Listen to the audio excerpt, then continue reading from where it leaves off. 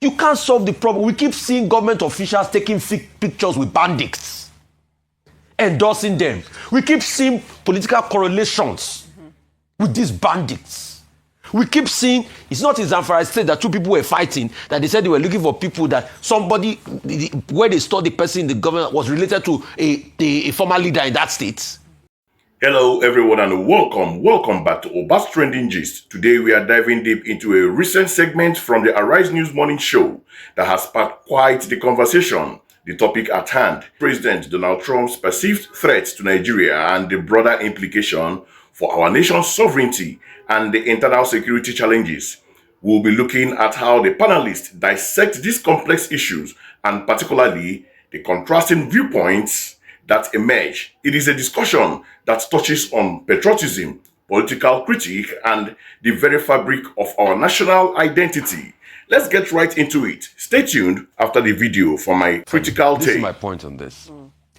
We can do talking points all we want to call out the hypocrisy of America. In fact, let me add to some of the talking points you put there in calling out the hypocrisy of America.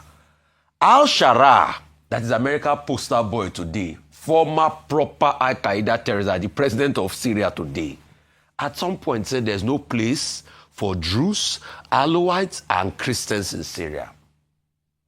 Allegations of bombing and hurting of Christians. But today, America is making him his poster boy because they feel he's the one that will create stability in Syria. If you want, on the top of my head, I can mention over 10, 15 countries that America, is in the days of Salvador Allende, in the 60s, how America pulled out the government of Salvador Allende in Chile, and they ensured that Augusto Pinochet came in. What happened? Destruction and all of that. See, Nigeria is a sovereign nation. Yes. I don't believe in any nation coming in to solve your problem for you. Because for me, once you start that, it also weakens your idea of sovereignty. And there are international conventions against that. But that is not a pretext for killings to be happening for 15 years and we can't solve the problem. What is wrong with Nigerian government solving the problem? Majority of the budget, you funneled it to insecurity. You can't solve the problem. We keep seeing government officials taking pictures with bandits, endorsing them. We keep seeing political correlations with these bandits. We keep seeing, it's not in Zamfara State that two people were fighting, that they said they were looking for people that somebody, where they saw the person in the government was related to a former leader in that state. So we know this association. Why can't we stop this insecurity? We can call Trump's name we can call Trump all sorts of names. We can insult Trump and everything. The question is, the Trump lie, is there no killings in Nigeria?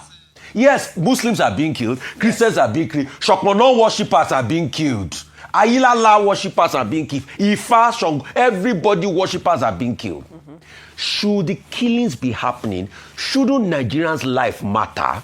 Shouldn't President Tinubu, that talked about the slaughtering of Christians, that was hounding Jonathan then, that Dr. Abati confirmed that they even traveled to America to go and report Jonathan then, shouldn't he do the things he criticized Jonathan for? It's so easy to criticize. Now we are telling President Tinubu, do what you criticize Jonathan for. Stop these killings. It's not about rhetoric or anything. I just want killings to stop. See, there are a couple of foundations and NGOs that I work with that do work in IDP camp.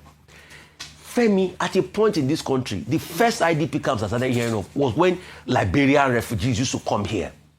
Today, Nigerians are living in IDP camps in their own country due to this insecurity. That's true. And we are treating this with kid gloves, and we are trying to say, we are talking government narrative. Stop the killings, that's all we want. So fix Is it the too much to problem ask for? I think is the biggest response from the Nigerian people. Yes, you might say, I mean, for those who have conspiracy theories around why Trump is now having a particular interest in Nigeria and designating it as a country of particular concern, and even to the extent of threatening military invasion.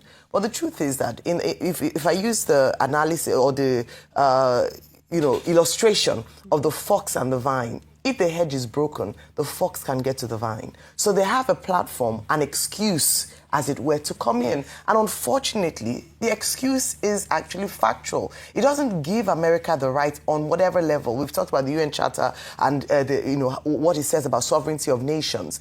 But the truth is that as a people, and I said it before, we should be actually embarrassed that it's taken the Western world to tell us what we know is a problem, and what internally we have discussed a number of times. I think it's quite unfortunate that the reason why action is now being taken is because the West has come to tell us what our problem, what has been a problem for so long, and hopefully, and that's why some people were rejoicing on social media, because they're like, maybe finally a problem, it will now be a solution to the problem that has plagued Nigeria for so many years. But I must emphasize, and I think we set that point on this table today, there's no benefit to Nigeria for any external nation to invade. We should not rejoice about that. We shouldn't talk about us our sovereignty being threatened. The United States, no matter how super a power it is, does not have the right to invade another nation without the nation inviting it and obeying international laws. Let's be factual about this as well. Absolutely. But are there challenges? Absolutely. And I believe that this gives us an opportunity to finally fix this problem. Hopefully, this is what Nigerians can gain from all this as that has happened. We can throw around, theories upon theories, but the crux of the matter is that let us fix a problem whereby Nigerian lives will matter. Finally, on this doctor strike, there have been contentions around that. I say this because we had been raising that alarm about the fact that this is a critical sector in Nigeria, and they are going on strike. The federal government said it released 11 billion naira, but the doctors are contending that until their 19-point demands are met, and also the fact that they say the money that the government said they are owing them is not the actual amount of money. We're talking about COVID allowance here. Look at the people who risked their life during COVID-19 and their allowances have not been paid, 5 years later. So speaking up for them today and asking the government to do right by them. Let's not get to another critical situation where we then begin to run, helter-skelter. Thank you. Okay, I've made a point that President Trump saying the now disgraced country, that's how he characterizes Nigeria. How are we a disgraced country? Nigeria is a country of great people.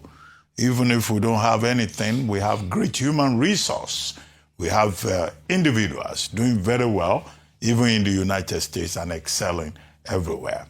He says he wants to defend our cherished Christians in Nigeria. He has become the defender of the faith, along with Congressman Moore and Cole, and also Senator Ted Cruz. Now, the point that we need to make is that all lives in Nigeria matter. People have cited examples of how, Christians have been targeted and all of that. But if you ask Governor Zulum of Borno State, he will tell you that most of the people who have suffered from Boko Haram, or those President Trump referred to as Islamists, are Muslims. So the point should be that all lives in Nigeria matter. And the attempt to push Nigeria into a north-south divide, into a religious war, even if Trump brings his drones and all of that and carries out any operation in any part of Nigeria, it is we, the people of Nigeria, that will suffer. Long after that operation must have stopped. And I repeat the point that Trump is being hypocritical. What is he doing about the Christians in Kuwait? And he's not doing enough. What is he doing about the Christians in Palestine and in the strip of Gaza? Instead, he's supporting Israel to attack them. Now, people have made the point about, resource, war, and all of that. And I say, no, that argument is a bit tenuous. America is not taking more fuel from Nigeria. America is not taking our gas from Nigeria LNG. Okay, maybe we have lithium and all of that. But, I think that argument is a cover-up. What we should insist upon is the sovereignty of Nigeria. And I think, and I repeat the point, that this is the time when we need adults in the room. I think one professor, was it Professor Bolaji Akinyemi, who warned President Bola Ahmed Tinubu not to go and confront Donald Trump, as if he knew that we will get to this point. And that's why I say we need adults in the room. There shouldn't be all these small boys, around the place. No, the adults are there. We have President Obasanjo. We have President Jonathan, who once suffered in the hands of the Americans. We have General Babangida. We have Ambassador Anyauku. We have the younger generation, people like Ambassador Jokeshi. We have this human resource. President Tinubu should call them immediately. And then they put their heads together. How do we address this issue? It's not something that some small boys will go and be getting emotional and be talking out of tone about subjects that they do not understand. And I think that this is the moment. I repeat the point that all of us have to come together to defend not the administration, but to defend Nigeria. This time does not call for partisanship. It's not about partisanship. It's about what we think of our country, because we cannot afford a religious war in this country. And the religious leaders should be called also to get involved. The Sultan of Sokoto, who is the leader of the Muslim faithful, Cardinal Francis Cardinal Nayeka is there, Bishop Matthew Kuka, Pastor, okay. Bishop Oyedepo. All these people can come Francis together. All these religious leaders, they should come together and support the government and say, yes, we are Christian leaders. The objective in Nigeria is religious harmony. Donald Trump cannot be more Nigerian than Nigerians themselves. And this complex and this contradictory approach from the United States has to be, addressed at the level of engagement. And secondly, is that, this is a wake-up call, I've said it before, for government to realize that this problem of insecurity has to be solved. Not too long ago, they said 42 people have been detained for trying to plot a coup. So those fifth columnists in this country also have to be identified. Absolutely, Dr. Abati. Because some people are working against Nigeria. All right. And I do not think that that should be encouraged. As for the train accident in the UK, that's very unfortunate. All right, Dr. The gentleman just, knifing people. Yes. And the reason of the train steward and also of the driver of the train. Dr. Abati, all right. Thank you. Welcome back, and what a segment that was. As you just saw, the discussion on Arise News centered around Donald Trump's comments and Nigeria's security challenges really highlighted some persistent dynamics in our national discourse. So, let us start with Rufai Oseni. It is almost predictable, isn't it? Rufai. Rufai began his commentary by immediately pivoting to criticizing the Tinubu government. As usual, he'll always do that. His assertion that Americans' alleged hypocrisy or past interventions in other countries like Syria or Chile somehow justifies Nigerians' inability to solve its own insecurity problem is a rather contoured argument. He implies that because America might be hypocritical, Nigeria is excused from addressing its own failings, or that any criticism, even from a contentious figure like Trump, is a convenient stick to beat the current administration with. Rufai's insistence that the Nigerian government cannot solve its insecurity issues despite significant budget allocation, and his comments about officials taking pictures with bandits underscores his deep-seated frustration and consistent critical stance towards the Tinubu administration. While his passion for addressing insecurity is evident, his tendency to tie every national and international discussion back to the current government's perceived failure, even when the primary point of contention is external affairs, often overshadows a more nuanced analysis. It is as if, for Rufai, a day without criticizing the Tinubu government is a day not fully lived. You can attest that for yourself. However, the segment took a more balanced turn when the insight from Ayo and Dr. Ruben Abati, Dr. Abati with his characteristic maturity and experience brought in crucial perspective of national sovereignty and international law. He rightfully pointed out that no matter the internal challenges, no external power has the right to invade another nation without invitation and adherence to internal or international conventions. This is a fundamental principle that must be upheld regardless of who is in power. He articulated the danger of welcoming external intervention as it weakens the very idea of sovereignty and can lead to unintended destructive consequences, drawing parallel with past foreign inventions in other countries. Dr. Abati emphasized that while Nigeria has severe problems with insecurity, the solution must primarily come from within. He called for a focus on fixing the internal issues rather than seeking or welcoming external military intervention that could further destabilize the nation. So Ayo also reinforces this mature perspective, highlighting the embarrassment that Nigerians should feel that it takes a Western world to point out problems that have long plagued the nation and been internally discussed.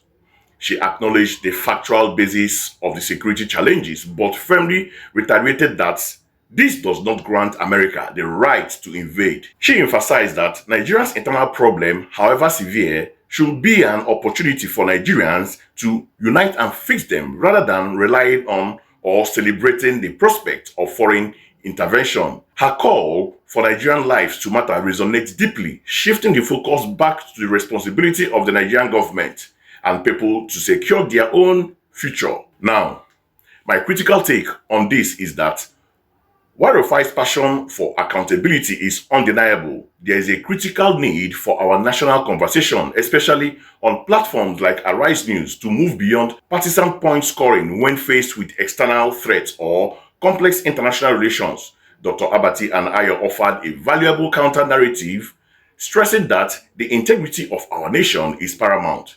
It is a powerful reminder that while internal criticism is vital for democracy, it should not inadvertently open door for external powers to exploit our vulnerability under the guise of help. The real challenge for Nigeria is not just to identify its problem, but to foster national unity and the internal resolve to address them effectively, protecting our sovereignty in the process. We need adults in the room, as Dr. Abati rightly pointed out, to guide this discussion with wisdom and foresight.